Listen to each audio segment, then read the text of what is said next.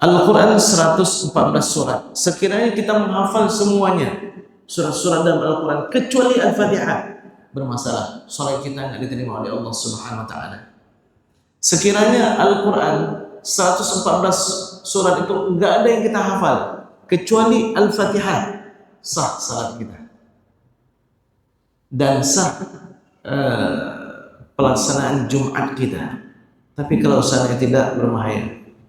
Saya pernah menghadiri sebuah masjid, diminta untuk ceramah rutin di bulan Ramadan di sekitar 4 atau 5 tahun yang lalu. Ketika saya hadir, imamnya membaca surah Al-Fatihah, ihdinas siratal mustaqim. Ini apa telinga saya salah? Dia baca apa? Ihdinas siratal mustaqim. Seharusnya kan ihdinas siratal mustaqim. Lalu bangkitlah ke rakaat kedua. Saya perhatikan lagi, ternyata ihdinas siratal mustaqim. Selepas salat saya panggil yang undang saya. Ini siapa yang jadi imam? Kenapa Ustaz? Banyak salah ya? Enggak, saya tanya siapa yang jadi imam? Ini imam di kampung kita Ustaz. Dan imam masjid sekaligus. Berapa lama beliau sudah menjadi imam? Dari sejak masjid ini berdiri Ustaz. Dari sejak masjid ini berdiri. Na'udzubillah summa na'udzubillah. Akhirnya kajiannya dari kajian fikih saya ganti kepada kajian tahsin Al-Fatihah. Pekan ke depan saya datang lagi, udah nggak ada lagi beliau. Bapak imam tuh udah nggak ada lagi. Padahal saya nggak ada mengatakan tadi imamnya salah bacaan ini begini, nggak ada saya katakan. Nggak ada saya singgung-singgung pun secara spesifik. Saya menyebutkan dari ayat pertama sampai ayat terakhir, kemudian tes baca. Pertemuan ketiga nggak hadir juga sampai pertemuan terakhir. Saya tanya, kemana Bapak Imam? Kayaknya tersinggung dia Ustaz. Oh, memang berat maksudnya. Menerima kritikan itu berat. Menerima pujian, wah semua senang. Makanya amar ma'ruf nahi mungkar. Mana lebih berat, amar ma'ruf atau nahi mungkar? Berat nahi mungkar. Amar ma'ruf mudah. Yuk masyarakat Gedawang Jawa kita baca Al-Quran, yuk mari sama kita sholat, yuk mari sama kita gotong royong, semuanya senang.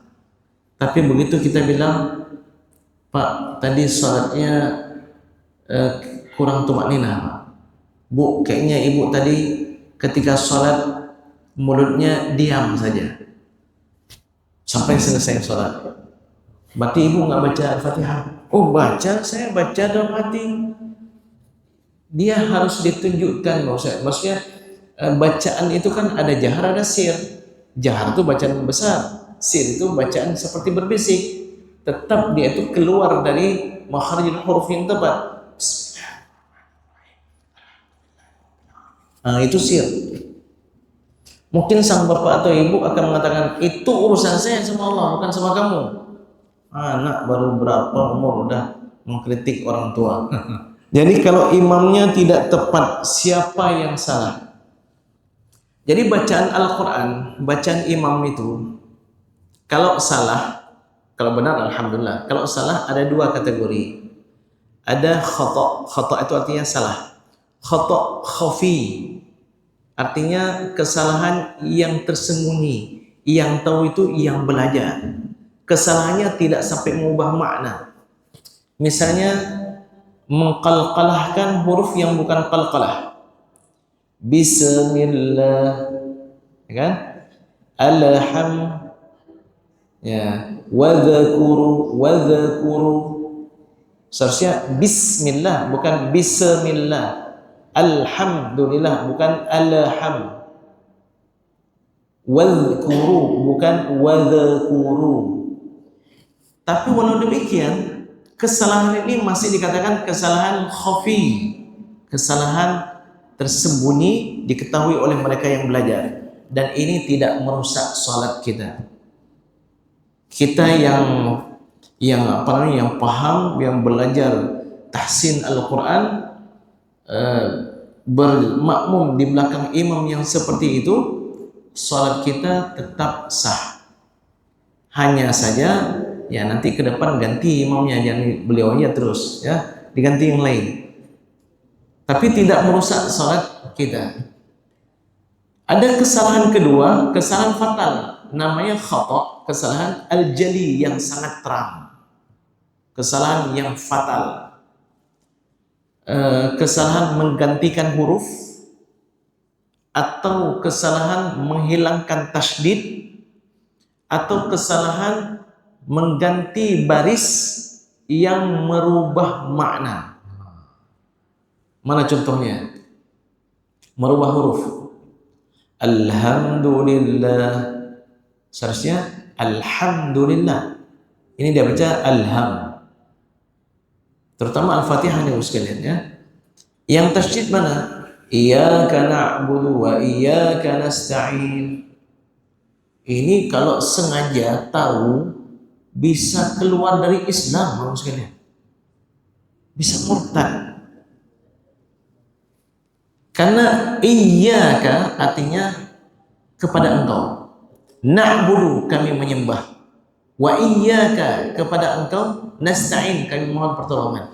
Sebenarnya urutannya dalam bahasa Arab itu na'budu iyyaka wa nasta'inu iyyaka.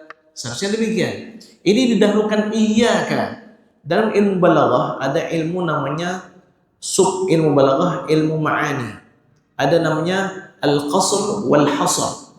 Ketika didahulukan sesuatu yang seharusnya di belakang itu punya faedah.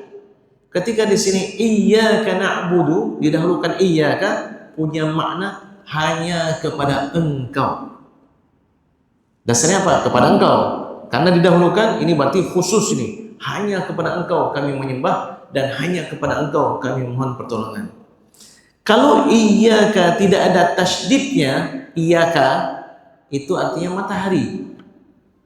Matahari yang kami sembah, matahari yang kami mohon pertolongan. Bisa murtad. Jadi kalau kesalahannya itu khata' jali, itu kita yang faham harus mufaraqah, batalkan niat untuk bermakmum kepada beliau. Kita salat sendiri. Ya, nggak sah seorang makmum yang qari yang bisa baca Al-Fatihah bermakmum kepada imam yang ummi yang tidak bisa baca Al-Fatihah dengan tepat. Enggak sah. Ustaz, imamnya itu Ustaz banyak kali salahnya. Di mana tuh? Ayat pertama saya lihat salah, ayat kedua juga salah, ayat ketiga juga salah. Coba ibu baca. Bismillahirrahmanirrahim. Oh sama.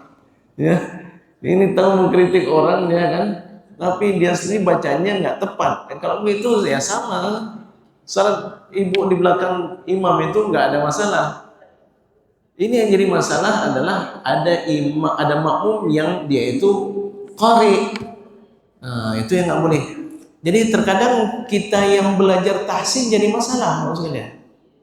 Makin kita belajar banyak, makin jadi salah kitanya. Waduh, nggak boleh salat belakang dia, nggak boleh. Kenapa? Karena tidak didukung oleh yang lain. Makanya kita itu harus mendahulukan yang paham. B.J. Habibie mengatakan, apa yang menyebabkan orang-orang Barat maju lebih cepat maju daripada orang Indonesia? Padahal ilmuwan di Indonesia nggak kalah hebat. Apa yang membedakannya sekalian? Orang Barat ketika mereka sejajar begini, lalu muncul ada seorang yang berkapasitas tinggi, yang lain akan ikut dan akan menyokong, maju terus, yang lain ikut terus, sehingga mereka maju. Kalau di Indonesia, begini semua sejajar, begitu ada yang muncul sedikit, turun dulu, turun dulu, jangan maju dulu, kita begini aja, kita begini aja. Inilah yang jadi masalah. Jadi kita udah tahu ada yang qari, ada yang faham, kenapa nggak kita sokong? Ya, nggak pas. Bapaknya dulu pernah curi ayam saya. Itu kan dulu 1 ekor ayam cuman. Ayamnya kan sudah diminta maaf, sudah diganti kan, sudah dimaafkan kan. Jadi kenapa ungkit-ungkit lagi? Bapaknya itu saya yang jadi imam, saya nggak mau bermakmum ke anak itu. Kenapa? bapaknya pencuri ayam dulu. Berapa banyak yang curi? 1 ekor. Ayam siapa? Ayam saya. Ada diganti enggak? Ada diganti. Udah minta maaf, udah. Jadi kenapa dibawa-bawa lagi? Ya ini dia rumuskannya. Jadi saling menyokong ya agar kita semakin maju dan semakin mantap insyaallah.